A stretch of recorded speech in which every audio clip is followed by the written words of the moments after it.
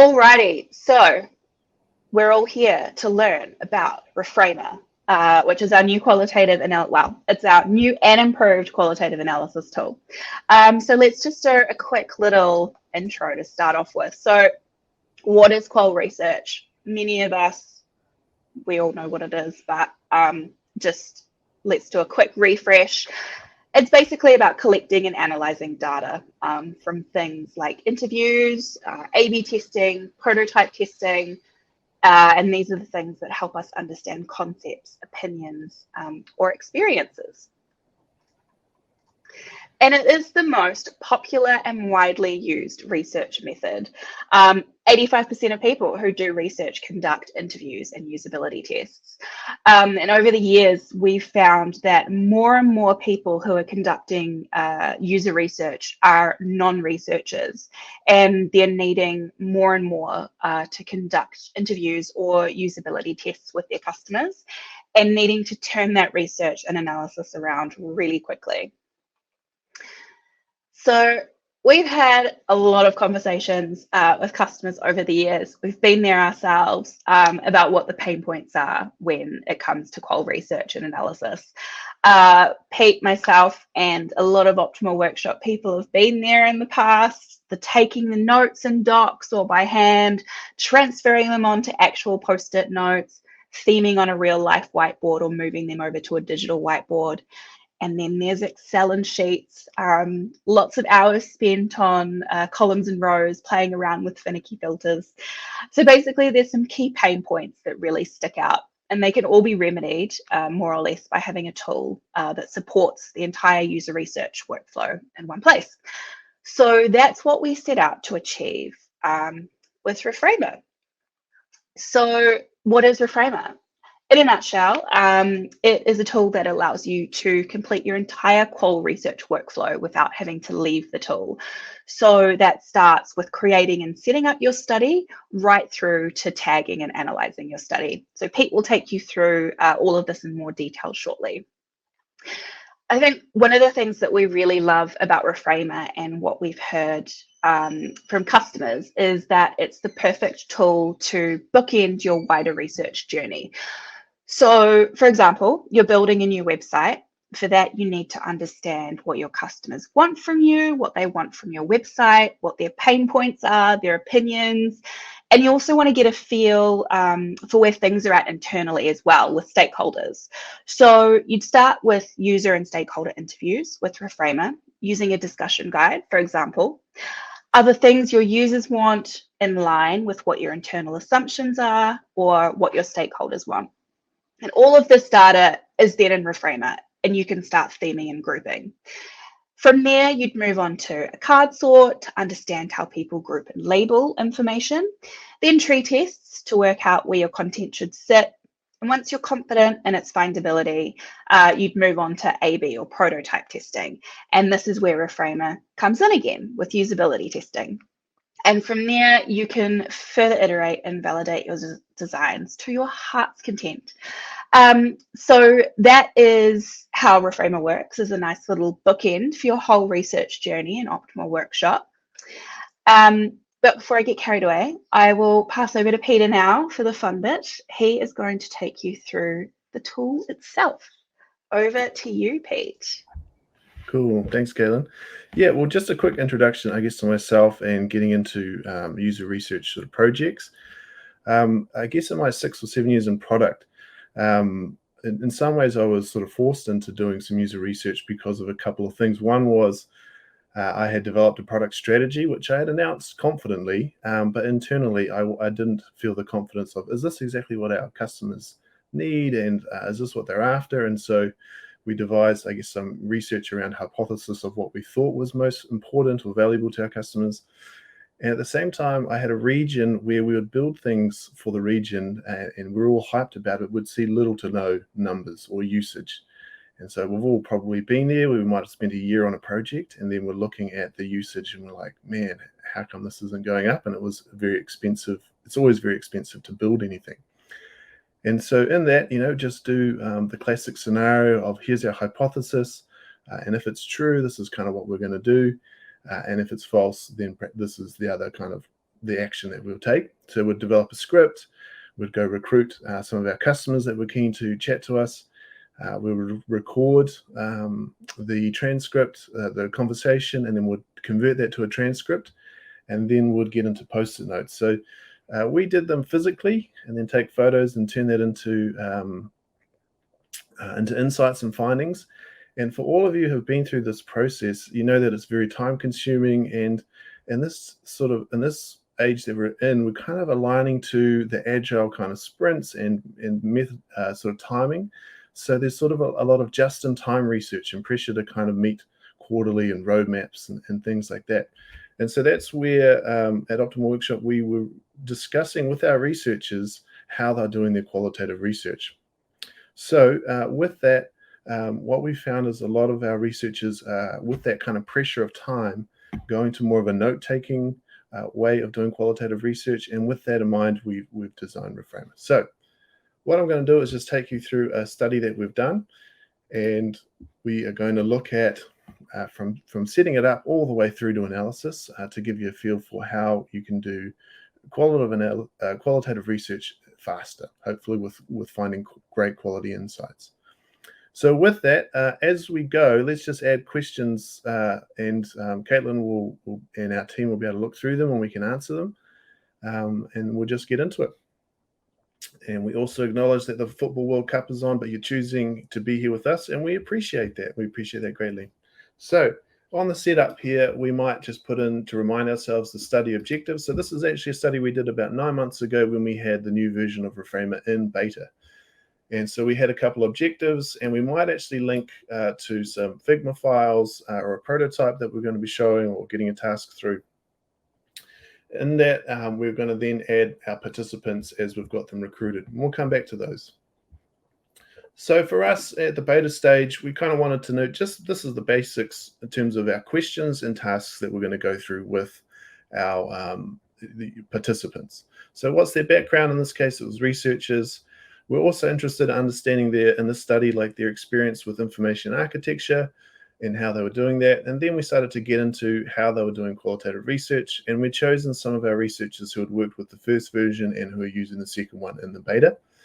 And so this is kind of going to help us later on when people answer to kind of analyze each area. Segments. So this is all about your participants. So this is, are they using version 2 in the Affinity Map? What kind of roles are they in design, research? Because we might get different insights coming out of the different roles. Product owner, marketing, what UX maturity that they felt their organization had, how they were working, were they in a UX team, were they embedded in cross-functional teams? So all about your participants, and you'll be able to see, obviously this is going to be helpful later when we look at their observations. Tags, again, a lot of them we will be using every study in terms of, are they frustrated? Is there some bugs? Are there some quotes? But sometimes the tags become evident through the study, and so you can create them as you go. And so in this one, existing features, use cases, suggested features. So a lot of these tags came out of as we were discussing, and a bunch of them were there before we went. The next one is inviting different colleagues in. So for everyone that has a license, they're going to have full access to the full tool. But a great and powerful way, as we all know, and how I got into this, is being tagged along as a product owner, working with a user researcher or designer who's interviewing. So you can invite them in to come and take notes, which we'll look at just shortly. If they don't have a license, we can invite them as a guest note taker. And so when you have a paid plan, you can invite as many guest note takers as you want. What we did as a team, as a squad of 4 engineers, designer and myself, we all took notes, maybe about 3 of us at each session, and that way we didn't have to use the transcript or wait for that. So once we're ready to go, we can just create a session. So these were all real sessions. We've taken out the names of the people that we interviewed. It might be some of you on the line actually, and we've removed sort of details. And then we can kind of add their primary role, what they're saying, they feel their organization's maturity is, what they're in. So we just simply tag all those segments that we've done earlier before. Once we're ready to interview, we come into capture. And this is the same view that your guest note takers will have. They'll just have this page. So we'll select a session, And as we start taking notes, they would love to see a chatbot somehow integrated, because it's so hot right now. Will we do that? Who knows? Time will see. But with that, you can obviously just add a tag as you go, entering a hashtag, or we can just click on the hashtag, the different tags that we want to have in there. So across here, we've got all the tasks. So if it's just yourself, often people will do the notes after your interview that you've done. If you've got a note taker, the great thing is that the user researcher can just focus on the interview and what the participant is saying. But for the note taker, they can start to put in the details in the right categories. This can be tidied up later, which will show in the kind of review and tag. Just a shout out to Josiah saying this is going great. He's a friend, so he's slightly biased towards this demonstration. Thank you, Josiah. And so we're going to put the answers in the different questions that we're going there. We can quickly review, and if for some reason we can just sort of look at the session information about who we're interviewing. Now, if you've got a prototype that they're testing, we would just have that in a different tab, because it's already quite a busy screen. So we thought if you've got a high fidelity prototype or a low fidelity, we can just do that there. So that's capturing the sessions. And as we went through the different participants, we can then analyze to see if different roles have said different things. But yeah, so this is just simply taking notes whilst you're doing it. You can import them later. So if you've got a transcript, you can import them, but you will need to tidy them up to bring them in just as observations rather than the whole transcript at this stage.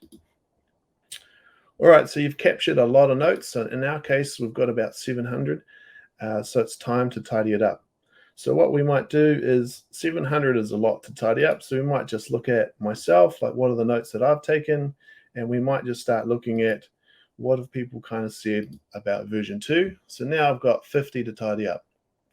So in here, we've got some quotes, and I've tagged where it's positive and how people are working. And so this is a feature request, and they might have also been frustrated. So I just typed that, and if there's a new tag in this, it's just going to create a new tag. So a lot of the times when you're going through the observations, you're discovering kind of themes that are coming up as you go. So we've tidied up our notes, and now we're ready to analyze. So we've got a couple of methods to analyze. One is an affinity map, and so as it's loading, and another is looking at more sort of the quantitative aspects of the study. So this is going to be familiar to a lot of folks who use Mural or Miro or FigJam in terms of a whiteboarding. We're going to drag observations across from the list. We're going to start to build a group, and the great thing is that we can work together. So Caitlin's in here as well. Caitlin, a lot of people won't be liking this alignment. Would you consider maybe just helping me straighten out a couple of these as well? And what you can see, thank you.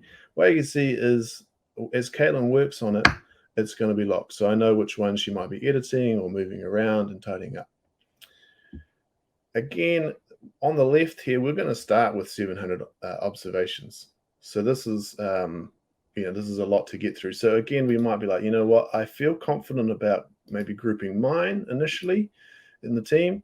And I might just start with comparing, let's say the experience, this one here. So we've got a feature request here, and I can drag that. Cool, I've done all of my ones. And now I can go perhaps look at another task and see what's going on here. I've actually done all mine in the past, so it's convenient. As we're analyzing and we're putting things in groups, so in this case here, I'm just going to clear the filters. So some themes and analysis we might bring in here. I might actually have an idea that I want to capture as I've seen it. And so I can just add a comment, right click on it, add a comment, and just say, aha, I have an insight, and we can come back to that. We also might have our participants talking about a certain part of the app. And so we can put an image here and put, I guess, the patterns or insights that we're finding around that. So that's the affinity map, and we can filter and this is a giant one because we had 7 other observations and we had lots of insights, and so that's a giant map that we can come through. And of course, you can download this to be put in part of your presentation. So the last sort of way, well, there's 2 more ways. So once we've done all this work in an Affinity Map, a great thing in reporting is to be able to put a number behind what you're saying.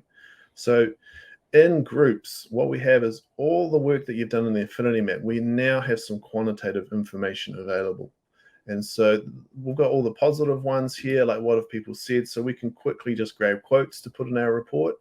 And then we might actually have some things to work on. So when we first did the beta of this, we had some confusion around segments and tags. And so we worked on those and we could see what the theme was. And so now that in the version that we've launched, we've tidied these all up. We could see what are the top things that we want to actually work on.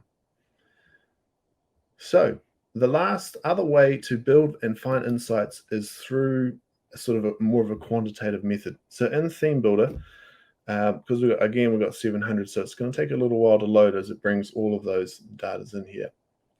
The key difference here, I guess, between FigJam, Mural, and Mural is Miro and Mural, always difficult to know which one to log into, is that we are retaining all of the metadata. So you might do this in Excel, but Excel is going to be limited in terms of pivot tabling on a couple of concepts. In Mural, Miro, shoot, I'm struggling with those two, we have the observation, but we may lose the data that surrounds it, whether it's a bug, a feature. And so in Theme Builder, we can quickly look at, all right, here are all the observations that are in the session. And I might be interested in what UX design are saying as opposed to UX research, and I can quickly narrow the fields down. We can look at the kind of sentiment coming through from those with a low UX maturity versus those that are high, and we might design perhaps our onboarding based on where they're at. We could also just filter on the questions and start looking at it. So for example, if we look at the experience with version 2, we're going to narrow that down to about 300 observations. And as I come down here, I've got all of the tags, and I can start to see what has most been mentioned or what's most come up. And so we can just filter that by the tag count. And here we start to get into straight away, we can see, cool, all right, in this section we have Affinity Map came up a lot. There's a lot of conversation, and we can come into it and look into what is in there. So to change the filter, we can just get rid of it, click on it. So if we went into positive, because this is a positive sort of vibe that we're trying to put out there. I really enjoyed it, user-friendly, very intuitive. Let's do some analysis and get it done. That's great. And so you're like, oh, Pete's trying to sell us here. Let's look at something a little bit more, some bugs that we had. Let's be honest. Initially, there were bugs because we're doing, following the agile method. So here we could actually, here in our report, we'd be like, great, these are just bugs we just need to quickly fix for the next version of the beta, the next release that we're doing. And so we could quickly see those. And so that's the power. If you're under pressure to deliver research in a timely manner, you're able to quickly see what is the most prominent thing. What are some insights we can find just based on the quantity that people have said something or a theme that's come through. Once you find your themes, you can save them. And so we don't have to kind of rebuild them each time. And so again, hey, this is a game changer. It's one of the best things I've found, able to jump in, do analysis, get it to work. Favorite tools is just to collect data, like the visual aspect. So the themes are ready to go if a stakeholder comes around or you need to quickly find these or work with a colleague. So that's a quick run through. Of course, you can download the full data, and in the Affinity Map, there are some other functionalities that are available. But Caitlin, you know Reframer quite well. Is there anything that I might have missed or other comments that are coming through? I'll hand it back to you. I think you've done a pretty good job, Pete. We do have a couple of questions. So the first one from Meredith. Do you recommend having one person or teammate serving as the keyword tag wrangler to prevent it getting overwhelming? We did. So our designer, who's very experienced, Shan, had the kind of tags that that she felt she wanted to do and standardize it. So she did the first glance. But as team members, we did that. We also did a little bit as well. So I would say it depends on the experience of the team. If you've got an experienced team and you feel confident, great. If not, probably let the user researcher or the person who's most experienced at research do the tagging. Cool, thanks, Pete. Second question is from Gaia. So the whole team can collaborate on the Affinity Map, even guest note takers. So only those with a license can do Affinity Map, can work on the Affinity Map. So for us as a team of a pod of 6, we all worked on here and rearranged as best we could. You know, we might have given each other tasks, and you do this task, I'll do task 1, you do task 3. But yep, so you can all work on the Affinity Map. We even use it for retrospective. Sometimes, you know, just like any other whiteboard tool, we use it to plan our releases. But yep, guest note takers only can capture notes. So it's a note-taking feature that's free, so that you can have a stakeholder or someone to help in that interview. Awesome, thank you, Pete. If you've got any more questions, just chuck them in the chat there. I reckon one thing we get a lot, so a lot of our customers might be like solo consultants or solo researchers. So Pete, can you maybe give us a little rundown of how we'd use Reframer as a solo researcher? Have you got any hot tips? As a solo researcher, I think it's probably going to be recording the interview, and you're going to get a transcript, and you're going to have to go through that transcript and find the key quotes and import them in. Is probably the easiest way.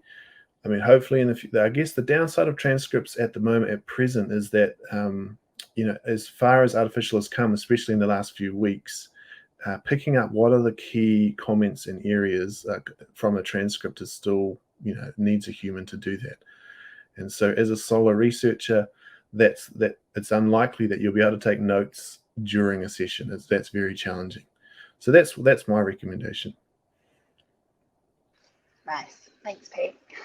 We have another question from Gregory. So what is the difference between tag group 1 and tag group 2? Does that mean it's multiple layers? Yeah, so in the tag groups, let's just have a quick look at them. What we've done in this one is that we've got a whole tag group related to a feature set. So we know that's, you know, so tags related to a feature. And then we've got a category of, I guess, usability, essentially. And then we've just got some other classics around suggested features as a way that we've done.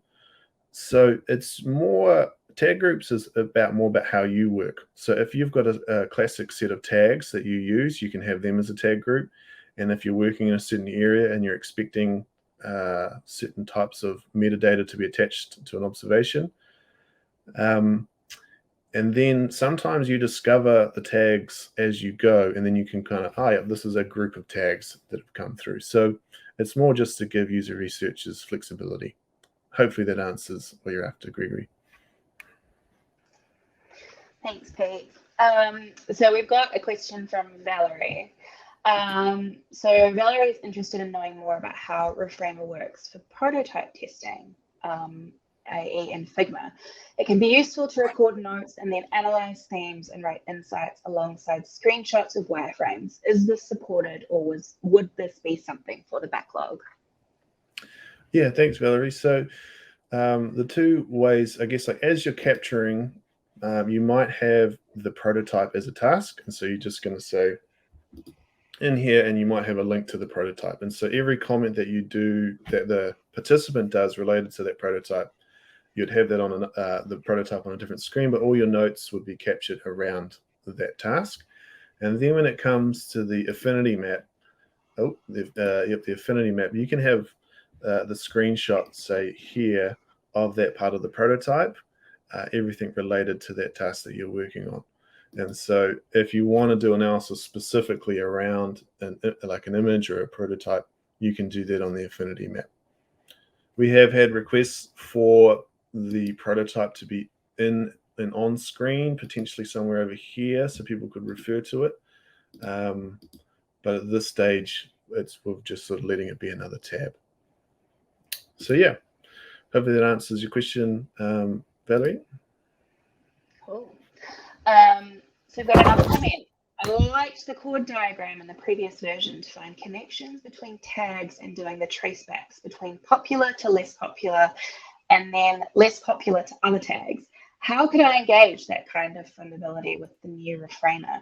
Good news, the chord diagram is still there. As a product owner, at a certain point in time, I'm going to run out of the knowledge that a user researcher has on how to use the chord diagram. So let's just have that straight off the bat.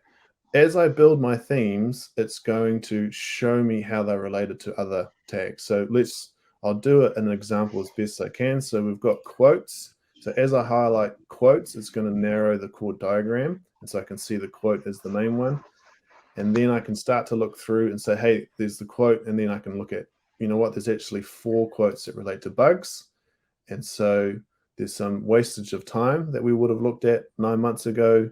Some the inefficient use of how that we used to lay out the Reframer. And so we've again updated that. So that's how the chord diagram can be super helpful, is that as we choose something, we can see everything within that tag, and then we can drill in further to find out what's actually the main items in that. So that's a little bit of how I use the chord diagram, but there are power users who are better than me. So definitely a cool one to explore. Thanks, Pete. So we have a question from Javier. Hopefully I've said your name properly. May I ask, what are the strengths of this tool specifically? I've done Affinity Maps, for example, in Miro or even FigJam, and the slow part is that you have to migrate the information by hand and create the post-its and clusters. So what is a plus with this tool apart from the speed? What is automated, for example? I'll pop in really quickly before I hand over to Pete. But I think one of the major strengths of this tool is the fact that it is the whole workflow. So you can take your notes and set up all of your tags and segments in the tool before you start your interviews, and then take all of that and then chuck it into an Affinity Map. And then as well, you've got the different groups and also theme builder as well. So multiple ways of analyzing your data. Have I missed anything, Pete?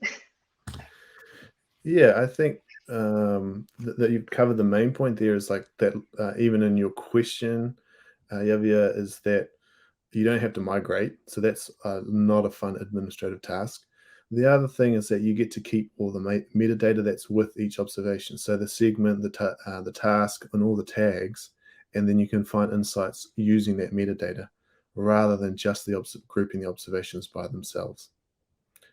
So that's, there's more automation that could be done to get rid of some of these tasks that are administrative and lower value.